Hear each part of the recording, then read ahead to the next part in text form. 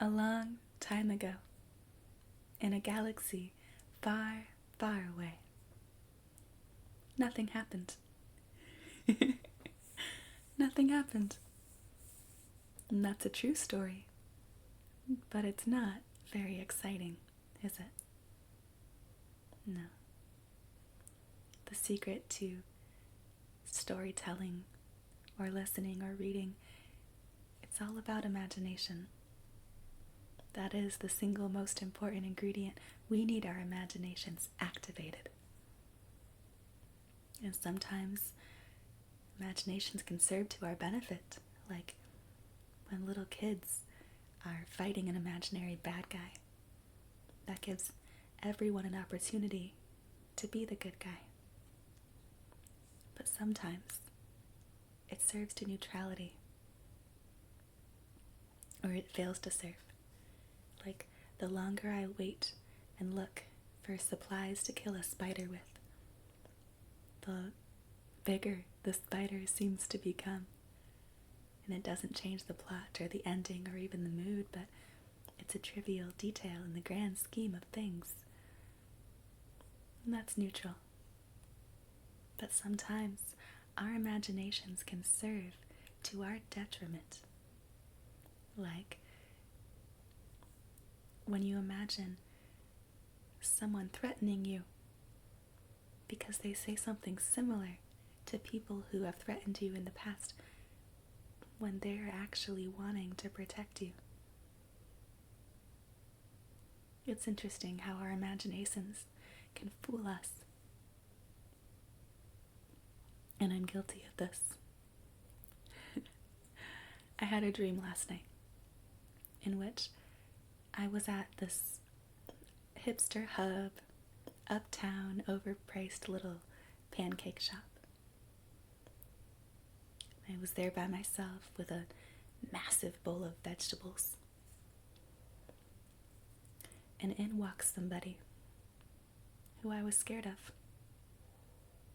Immediately, I started scanning the room for exits. I started remembering exactly where I last left my EpiPen. I started remembering where I last left my pepper spray. Thinking about what I look like that day in case a scene arises.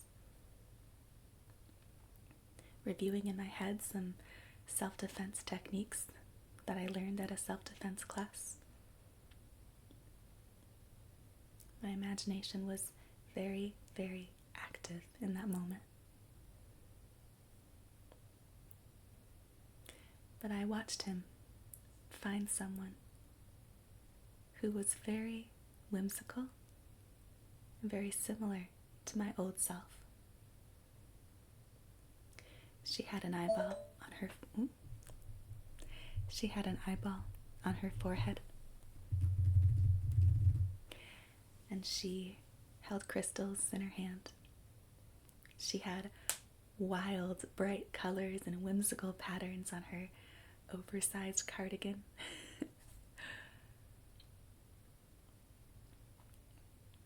And I was concerned. How is she going to be perceived? And my story in my dream reminds me of two Bible stories. One of Esther, where the king holds up a javelin and spares her life as she barges into the courtroom, which she wasn't allowed to do. She's not supposed to do that. It could have killed her, but the king stepped in and saved her. In my dream, there were people wanting to kill this woman, but the bad guy was the one who stepped in and said, "No, not today. I got this." And he bent down and he spoke with her. And the words that he said, "Your faith has healed you." He said, "Your repentance has enabled God to take you through a healing and deliverance process in your heart to renew you." He said, "Get up and walk. Go and sin no more." And then he turned around to the men and said, "He who is without sin, cast the first stone." And in my dream, they both left. And I was there in the hipster hub with all the vegetables and pancakes and just looked, thinking of all the other ways the scene could have played out, and recognizing that I really was safe the whole time.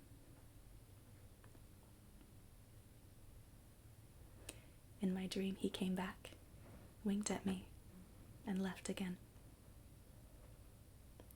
trying to explain to me, I want to protect you, and you're all right, and then gave me distance to prove it.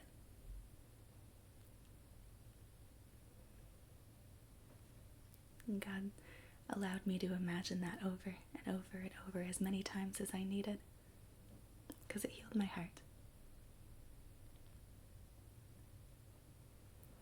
Sometimes when we give our imaginations over to God, we're like, God, I don't know if I'm remembering this right. You ask for God to show you the reality of the situation through a parable. As Jesus spoke in parables most of the time. At least most of what's been recorded has been parables. Don't just stifle your imagination.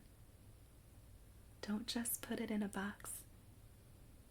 Give it to God and let Him use it to heal you. Let it heal your heart, your soul, your mind, and your strength. And don't be afraid of it. God made it. Take every thought captive. Present it to God so that He can give you more thoughts, more feelings, more healings. Take care and have a great day.